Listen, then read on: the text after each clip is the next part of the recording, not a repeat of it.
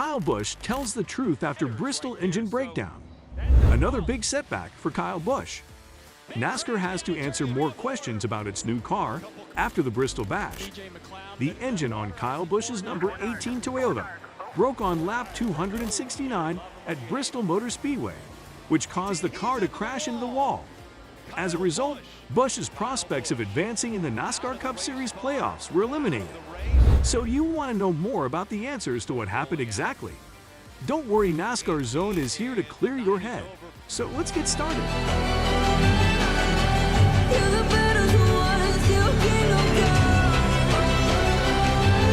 For the first time in his NASCAR Cup Series career, Kyle Busch was eliminated in the first round of the playoffs after a catastrophic engine failure Saturday night at Bristol Motor Speedway.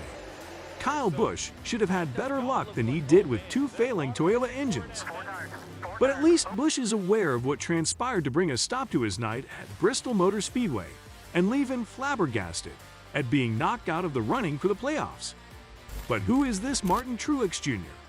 As he stood in the garage next to his disabled car and watched fellow Toyota driver Bubba Wallace come in for repairs, he could not help but giggle at the situation. He said this with a sneer on his face, "There's another one." Truex also made reference to the comments that Kevin Harvick made following the fire that broke out in his car during the first race of the playoffs at Darlington 3 weeks ago. What do you think? What precautions could have been taken to prevent engine breakdown? Let me know in the comments below. If you find our video interesting, then do subscribe to our channel. And what does Harvick have to say about this? Truex expressed this about his own personal problem on a Saturday night as crappy bits. At Bristol, the spec car that has helped level the playing field was exposed to numerous durability issues that have followed it throughout its entire debut season. At least a dozen of the drivers competing in the playoffs experienced some kind of issue with NASCAR's new next-gen car during the race. There was an epidemic of flat tires in the Ford camp, and Toyota was troubled by power steering failures. Drivers who were racing for the win were knocked out of contention for any variety of mechanical issues, and passing was an extremely difficult chore. At Bristol, the 12 lead changes were the lowest total in at least a dozen years, and only 4 of those passes were completed while the green flag was out. Harvick commented that it was simply difficult to pass. The vehicle is going much too quickly around the curves. Cannot compete. Harvick was in a position to compete for the win until a wheel came loose from his Ford during the last round of pit stops, which eliminated him from the playoffs and prevented him from winning the race. Now there is a new set of issues concerning the next gen, which was an industry-wide project to produce a car made of parts from a single source. The goal of the project was to keep prices down, while also assisting smaller teams in catching up to the more powerful NASCAR companies. It paid off, as Chris Buescher won the Cup for the 19th time this season on Saturday night, tying the record for most winners in a single season. It was the first time in the history of this particular iteration of NASCAR's playoffs that drivers who were not contending for the championship swept the entire round when Buescher took the checkered flag. Both Erik Jones and Bubba Wallace won their respective races at Darlington and Kansas, but neither of them qualified for the playoffs. Neither did Buescher, who won his second career race in his 250th career start. A lack of tire wear, except for that spate of blown right fronts on the Fords, kept the runner-up, Chase Elliott, who was racing on 4 new tires comfortably in Buescher's rearview mirror. This allowed Buescher to win the race by stretching his final pit stop for 2 tires over the final 61 laps of the 500-mile race. Since rumors of devastating crash tests during the development period of the next gen, safety concerns have been raised about the vehicle. These issues have only escalated since July, when a crash in qualifying injured Kurt Busch, a concussion that has kept him out of competition for nearly 2 months. Other drivers have noted that the force of impact they are experiencing during collisions is significantly worse than in the past. As a result of a string of fires that occurred at Darlington, NASCAR has implemented a number of new rules. Before we move further on the topic, just want to let you know, guys, that we are building a strong community where we give you every single update on NASCAR. So if you want to be part of this family, then do hit the subscribe button. Now let's get back to our topic. After Harvick, Kyle Busch, and the Richard Childress Racing colleagues Austin Dillon and Tyler Reddick were knocked out of the playoff field at Bristol. There is now a new set of concerns that have surfaced as a result of the race. We require the next-gen 2.0 system. Denny Hamlin said in a tweet that all that remained was to determine who would foot the bill. Hamlin is a part owner of the 2311 racing team, which has competed in 9 races without Kurt Busch. Hamlin's absence has been felt by the team.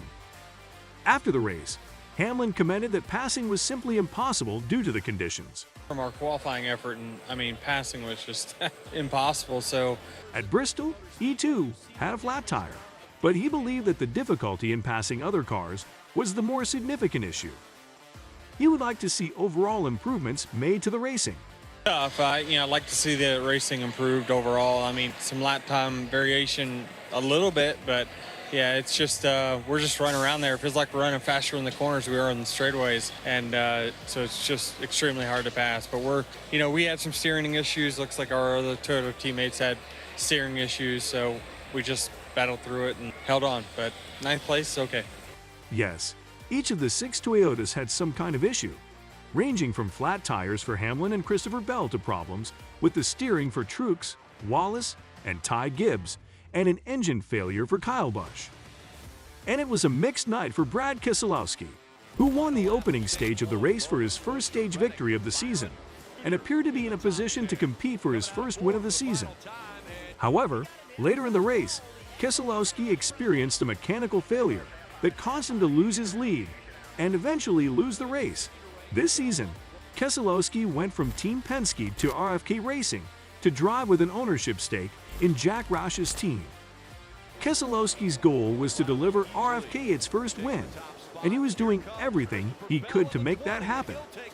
If you find our video interesting then, do subscribe to our channel.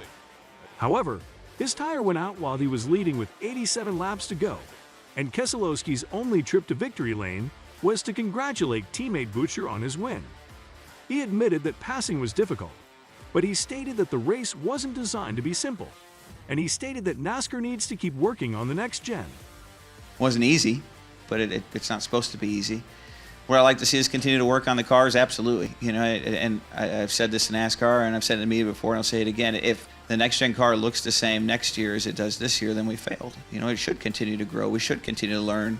We should continue to make it better. Probably some car owners that don't want to hear that because it costs money to change the cars, but like anything, when you create something new, like the next-gen car, there's going to be things that are optimized and there's going to be things that aren't. And I think there's opportunities to continue to make this car better and the racing better with it. I think it's still a step forward from where we were in a lot of ways.